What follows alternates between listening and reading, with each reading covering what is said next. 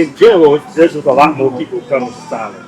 Do you see any drastic changes from 2016 to now, as far as the difference with more people coming in? Yeah, definitely. There's more people coming. There's more people vacationing. What I see is a larger, younger presence here. Before it was primary guys that were fifties, mid 50s, 60s that were coming here, that were living here. They had retired. They had some type of retirement money coming in, so they were able to live very comfortable out here. But probably since the end of the thing that had everybody sitting home. Uh, After that, Here, but right. After that, you started noticing the kind of the younger crowd coming in, and some of them know how to conduct themselves overseas, and some don't.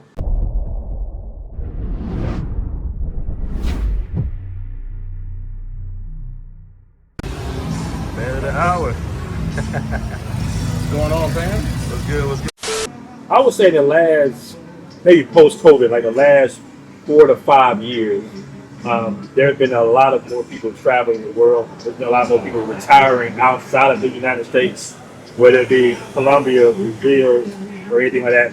But it's a lot of retirees here in Thailand as well. But in general, there's just a lot more people coming to Thailand.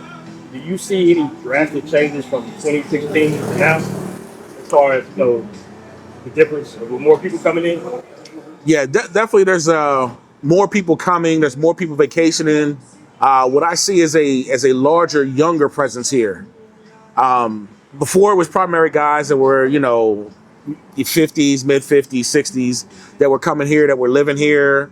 They had retired. They had some type of retirement money coming in, so they were able to live very comfortable out here. But probably since the end of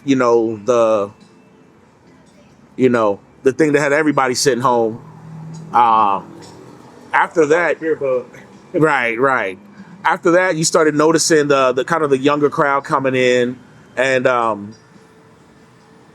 some of them know how to conduct themselves overseas, and some don't. You know, that's going to come anytime you increase the numbers.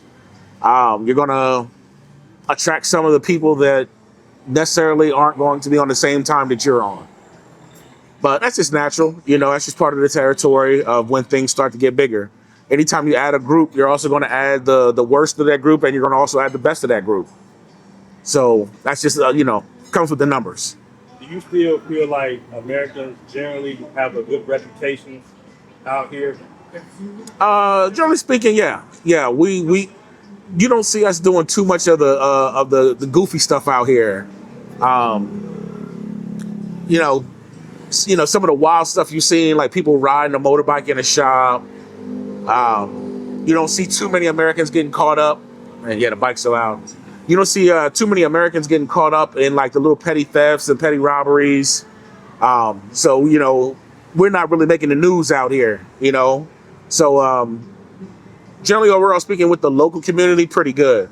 Now I say now maybe with the government and all the stuff that's going on around the world and people picking sides. Hey, that America's going to get its hate regardless. Some places are happy to see it, some places aren't. That's just how the world works.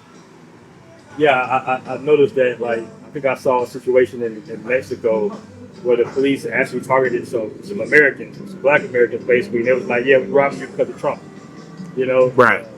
So, but I don't really get that too much out here. I mean, people definitely talk politics once they find out that you're American. Right. They always going to mention the current status of America because Right. it's such a global power to a certain degree. Right. But it's still just such a laid back vibe. Oh, it absolutely is. Absolutely. If you can kind of come out, have a good time, not be on kind of the stuff better about anyway. Stuff that you wouldn't do back home. You should have a great time here. Just tamper down your expectations that you're not home. What they say in The Wizard of Oz? You're not at home anymore, Dorothy, or you're not in Kansas anymore, whatever it was. It's kind of how it is here. You kind of just have to roll with the flow. And it don't have to make sense to you. It just may make sense to them. And since you're in their country, that's what goes. Okay. Did you feel any culture shock being here? Yeah, my culture shock mostly happened in the Philippines. Before I discovered Thailand, I was very heavy up in going to the Philippines for vacations and That was kind of like my little home away from home for a while until I discovered, pretty much Pattaya, Thailand, Banchan, all those other areas that I really, really liked out here. So for me, I had already kind of gotten used to an Asian lifestyle. I was in Korea for 3.5 years. So for me, I'd already been away from home long enough. Home kind of felt more of a culture shock going home than being out here. The sticker shock, I get back and hamburger meat's like twice as much as it used to be. Wings was doubled up. Gas prices, going to the movies, all that stuff was way up compared to the last time I had been home. So for me, the culture shock was going back home. So how many countries have you been to? Ooh. If I had to just guess off the top of my head, maybe you could say 12. Okay, you've been to 12 countries? Yes. Yeah. Okay. Why did you decide to open up a business in Thailand outside other than the other countries? Thailand, I had just gotten a liking to this area. It was comfortable. It was easy to get to, not too far from the airport. You have a large foreign community here, so English is very well received here. Most people speak some form of it, or at least understand it. So it was easy to adapt to this area. We have a decent sized military veteran presence here.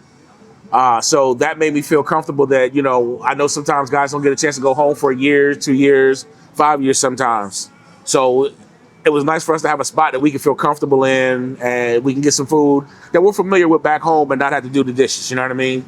So that's definitely a big part of why I chose Pattaya, Thailand. Also the cost. The cost of labor here is pretty cheap. So it just, looking at my finances, and it was something that I was already interested in, wanted to do. So I was like, let me try. Okay. Okay. And when did you first come to Thailand? I believe my first trip was 2016. Okay. Maybe going into 2017. But that trip I did Bangkok. Bangkok really wasn't for me. It kind of felt like DC. It was just very busy. It was a lot going on. And just at this stage of my life, it's just not really what I'm looking for. I'm more looking to settle back, relax, chill, hang out, sit on the beach, have some coffee, watch the waves crash and just be out the way. So Bangkok was a little too busy for me. Had I been younger, traffic go by. Had I been younger, then I probably would have definitely enjoyed Bangkok a lot more. So once I found this place, I felt very comfortable. Crime is low. I've been to ATM machines at 3 a.m. and nobody has even watched me or worried about me, at all. So the medical coverage for me it was no brainer. Thailand scores high in all those categories. Okay, so